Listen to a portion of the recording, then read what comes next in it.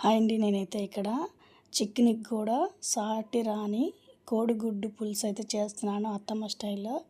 ఇక్కడ వచ్చేసి ఆయిల్ అయితే వేసుకున్నాను, అలాగే కొద్దిగా జీరా వేసుకున్నాను, అలాగే వెల్లుల్లి రెబ్బలు అయితే 4 అయితే అందులో కొట్టేసి వేసుకున్నాను అనమాట.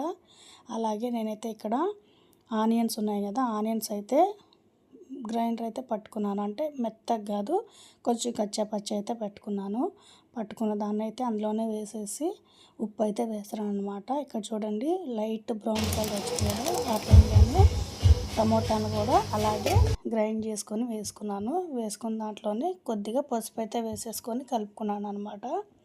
చూడండి ఇక్కడ చూపిస్తున్నాను కదా, చాలా బాగుంటుంది అనమాట టేస్ట్, గ్రేవీగా. అలాగే ముందుగానే బాయిల్ చేసి పక్కన పెట్టుకున్న ఎగ్స్ కూడా అందులోనే వేసేసుకుంటున్నాను. ఘాట్లు అయితే పెట్టుకున్నాను అనమాట ఎగ్స్కి. ఇక్కడైతే నేనైతే 10 గుడ్లు అయితే తీసుకున్నాను. ఇది వచ్చేసి చాలా బాగుంటుంది అనమాట టేస్ట్.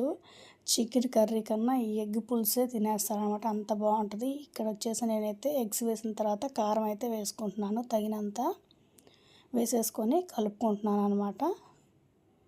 కలుపుకొని, లేదు మాకు పులుసు వద్దు అవసరం లేదు అనుకుంటే మాత్రం ఇదే విధంగా వేసుకొని కొద్దిగా లైట్గా ధనియాల పొడి వేసేసుకొని మూత పెట్టుకోండి, చాలా బాగుంటుంది టేస్ట్. లేదు కొద్దిగా పులుసు కావాలంటే నేనైతే ఇక్కడ కొద్దిగా అయితే పులుసు అయితే వేస్తున్నాను, పులుసు కాబట్టి పులుసు వేస్తున్నాను. లేదు పులుసు వద్దు అనుకుంటే నేను ఇందాక చూపించిన విధంగా చేసేసుకొని కొద్దిగా లైట్గా లాస్ట్లో ధనియాల పొడి వేసేసుకొని మూత పెట్టేసుకోండి ఆయిల్ పైకి వచ్చేదాకా.